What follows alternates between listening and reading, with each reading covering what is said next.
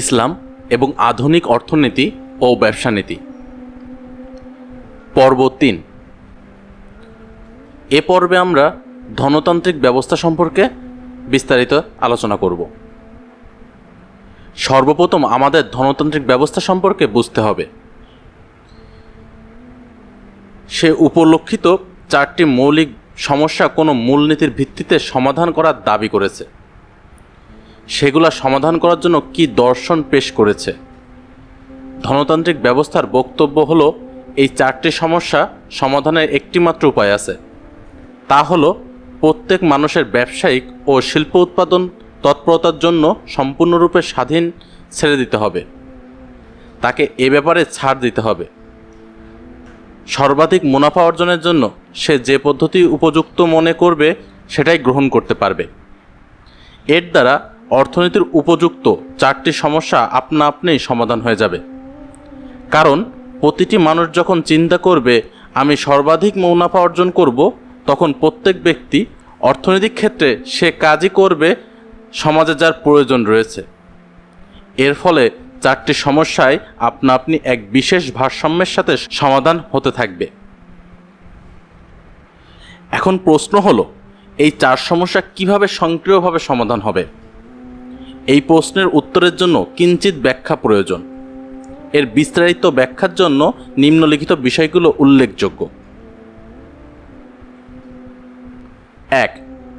মূলত এই পৃথিবীতে বহু প্রাকৃতিক বিধান কর্মরত আছে, যেগুলো সবসময় একই ধরনের ফলাফল সৃষ্টি করে। এই ধরনেরই একটি বিধান যোগান ও চাহিদা। যোগান বলা হয় বিক্রির উদ্দেশ্যে বাজারে আনিত কোনো ব্যবসায়িক পণ্যের মোট পরিমাণকে, আর মূল্যের বিনিময়ে বাজার থেকে ক্রেতা ব্যবসায়িক পণ্য খরিদ করার আকাঙ্ক্ষাকে বলা হয় চাহিদা। যোগান ও চাহিদার প্রাকৃতিক বিধান হলো, বাজারে যে বস্তুর যোগান চাহিদার তুলনায় বেশি তার মূল্য হ্রাস পায়, আর যে বস্তুর চাহিদা যোগানের তুলনায় বেশি হয় তার মূল্য বৃদ্ধি পায়। যেমন ধরুন, গরমের মৌসুমে গরম খুব বেশি পড়তে থাকে, তখন বাজারে বরফের ক্রেতা বেড়ে যায়, যার অর্থ বরফের চাহিদা বৃদ্ধি পেয়েছে। এখন যদি বরফের মোট উৎপাদন বা বাজারে প্রাপ্ত বরফের মোট পরিমাণ চাহিদার তুলনায় কম হয়, তাহলে নিঃসন্দেহে বরফের দাম বেড়ে যাবে। তবে সে সময় বরফের উৎপাদন যদি ততটুকু বৃদ্ধি পায় যতটুকু চাহিদা বৃদ্ধি পেয়েছে, তাহলে দাম বৃদ্ধি পাবে না। পক্ষান্তরে শীতের সময় বরফের ক্রেতা কমে যায়, যার অর্থ বরফের চাহিদা কমে গেছে। এখন যদি বাজারে বরফের মোট পরিমাণ চাহিদার তুলনায় বেশি হয়, তাহলে নিঃসন্দেহে বরফের মূল্য কমে যাবে। এটা একটি প্রাকৃতিক নিয়ম। একে বলা হয় যোগান ও চাহিদা বিধি, law of demand and supply. 2. ধনতান্ত্রিক ব্যবস্থার দর্শন বলে, প্রকৃতপক্ষে যোগান ও চাহিদার এই প্রাকৃতিক বিধি কৃষি পেশার মানুষের জন্য নির্ধারণ করে। সে তার জমিতে কি উৎপাদন করবে এই বিধি নির্ধারণ করে। ব্যবসায়ী ও শিল্পপতি কোনো বস্তু কি পরিমাণ বাজারে আনবে। এভাবে অর্থনীতি উল্লেখিত 4টি সমস্যায় স্বয়ংক্রিয়ভাবে সমাধান হয়ে যায়।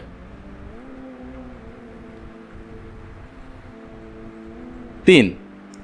যোগান ও চাহিদা বিধির মাধ্যমে প্রয়োজনের অগ্রগণ্যতা নির্ধারণ হবে এভাবে, যদি আমরা প্রত্যেকে বেশি বেশি মুনাফা অর্জনের জন্য স্বাধীনভাবে ছেড়ে দিই, তখন প্রত্যেক ব্যক্তি তার মুনাফা অর্জনের তাগিদে সেই বস্তুই বাজারে আনার চেষ্টা করবে যার প্রয়োজন বা চাহিদা বেশি হবে, যাতে সে তার চড়া দামটি পায়।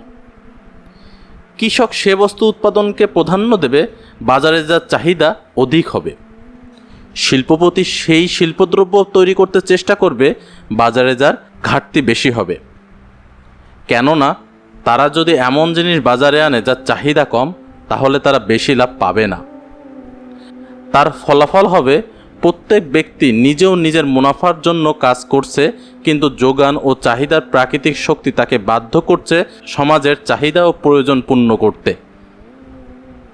এমনকি যখন কোনো দ্রব্যের উৎপাদন বাজারে তার চাহিদার সমপরিমাণ এসে যায়, তখন সে দ্রব্য আরও উৎপাদন করা যেহেতু ব্যবসায়ী ও শিল্পপতির জন্য লাভজনক হবে না, তাই সে তার উৎপাদন বন্ধ করে দেবে।